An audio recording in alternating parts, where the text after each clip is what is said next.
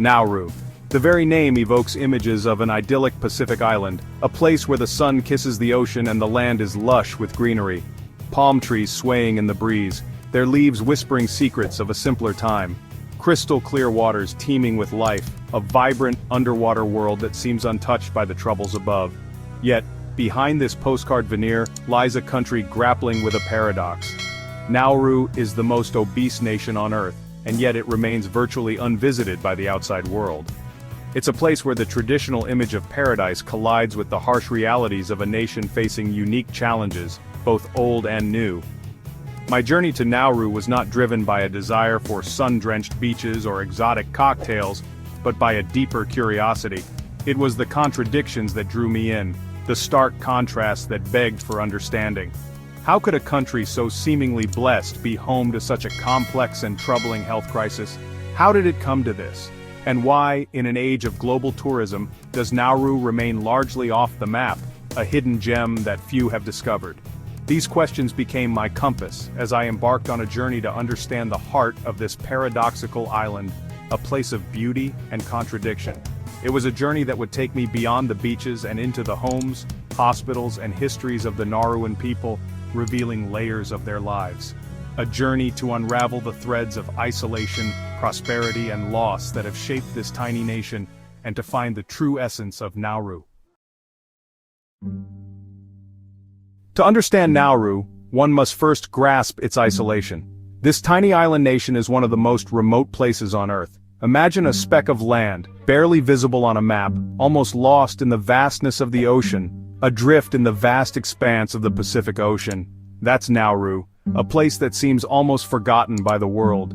Located over 2,500 miles southwest of Hawaii, it's a dot in the middle of the ocean. It's a place where the nearest neighbor feels a world away. The isolation is palpable. Flights to Nauru are infrequent and often unreliable, with only a handful of airlines serving the island, a testament to the logistical challenges of reaching this remote outpost. The journey is long and arduous. The journey itself is a stark reminder of the island's physical isolation. As you fly over the endless ocean, hours melt away as the plane soars over an endless blue horizon, with nothing but water in sight, the vastness of the ocean below underscoring the sense of remoteness. It's a humbling experience. This isolation has profoundly shaped Nauru's history, culture, and economy. The island's story is one of resilience. For centuries, the Nauruan people lived in relative seclusion, developing unique traditions and ways of life, their lives dictated by the rhythms of the sea and the limited resources of their island home. They adapted to their environment.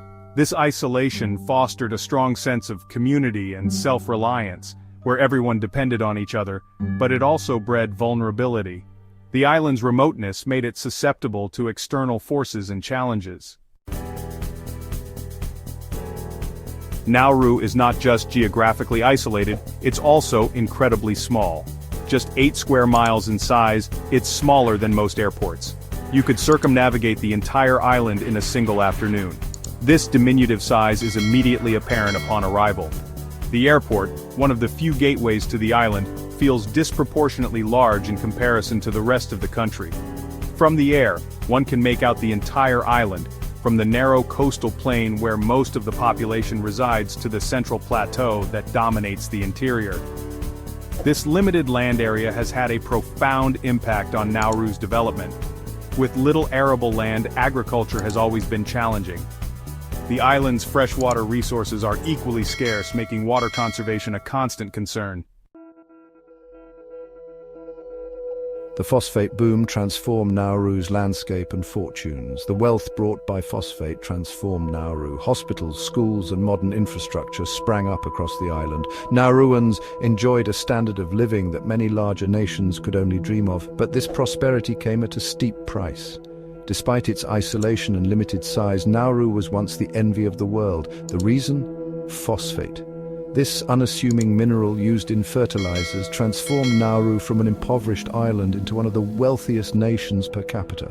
The discovery of vast phosphate deposits in the early 20th century marked a turning point in Nauru's history. Suddenly, this tiny island nation found itself at the center of a global industry. Ships from around the world descended upon Nauru, eager to extract the valuable phosphate that lay beneath the surface. The Nauruan people, once subsistence farmers and fishermen, became overnight millionaires. Section 5. A capital idea? Not here. Nauru is unique in many ways, but perhaps none more so than its lack of a capital city. This curious fact often surprises outsiders who struggle to grasp how a country can exist without a designated political and administrative center. The absence of a capital is a testament to Nauru's small size and unique history. With the entire island encompassing just 8 square miles, the need for a designated capital city never arose. Instead, government functions are dispersed across various locations.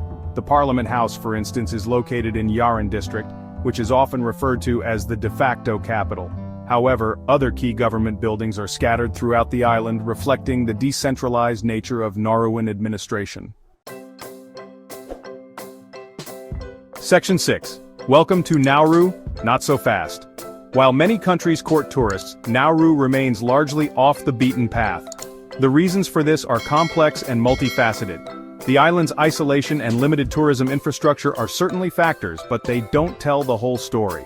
Obtaining a visa to Nauru can be a lengthy and arduous process, deterring all but the most determined travelers.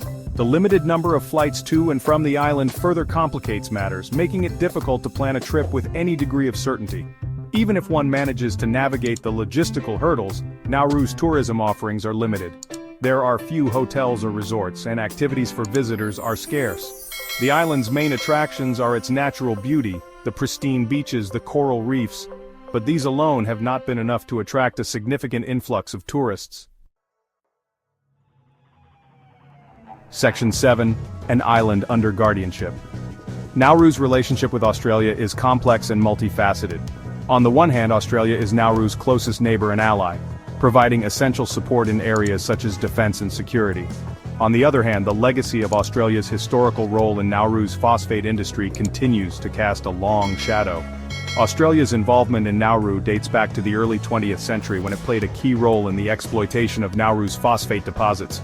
For decades, Australia profited handsomely from Nauru's phosphate wealth, while the environmental and social costs were borne by the Nauruan people.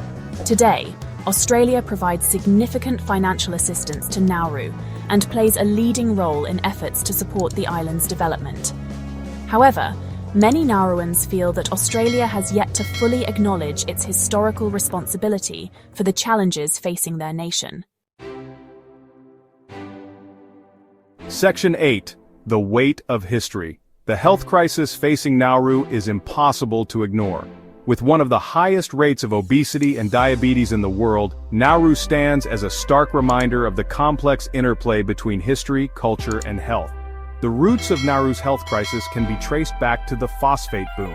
The sudden influx of wealth led to dramatic changes in diet and lifestyle. Processed foods high in sugar and fat replaced traditional diets. Sedentary lifestyles became the norm, as manual labor was replaced by machines. Generations later, the consequences of these changes are all too apparent. Today, Nauru is grappling with the devastating impact of obesity, diabetes, and other diet-related illnesses. Section 9. Scars on the landscape, the legacy of phosphate. The environmental impact of phosphate mining on Nauru is impossible to overstate. The island, once a paradise of lush greenery and vibrant ecosystems, has been transformed into a barren wasteland. What was once a lush tropical island is now scarred and denuded, its interior resembling a lunar landscape. The beauty that once defined Nauru has been replaced by a desolate expanse of exposed rock and soil. The once thriving ecosystems have been decimated, leaving behind a stark reminder of the costs of unfettered resource extraction. The flora and fauna that once flourished here are now just memories. The mining process itself was incredibly destructive. Heavy machinery tore through the landscape, leaving nothing but devastation in its wake. Vast tracts of rainforest were cleared to access the phosphate deposits.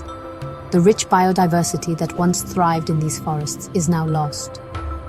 The topsoil, essential for plant growth, was stripped away, leaving behind a barren wasteland. This has made it nearly impossible for vegetation to regrow.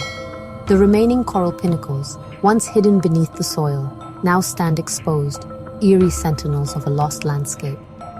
These formations are a haunting reminder of what has been lost. The environmental degradation has had far-reaching consequences for the Nauruan people. Their way of life has been irrevocably altered. Food security is a major concern, as the island is now heavily reliant on imported food. The once self-sufficient community now depends on external sources for sustenance. The loss of biodiversity has also had cultural and spiritual implications, severing the deep connection between the Nauruan people and their land. The cultural heritage tied to the natural environment has been deeply affected, leaving a void in the community's identity. Subscribe to the Globebit YouTube channel for more videos on unique and fascinating places around the world. Stay tuned for our upcoming content.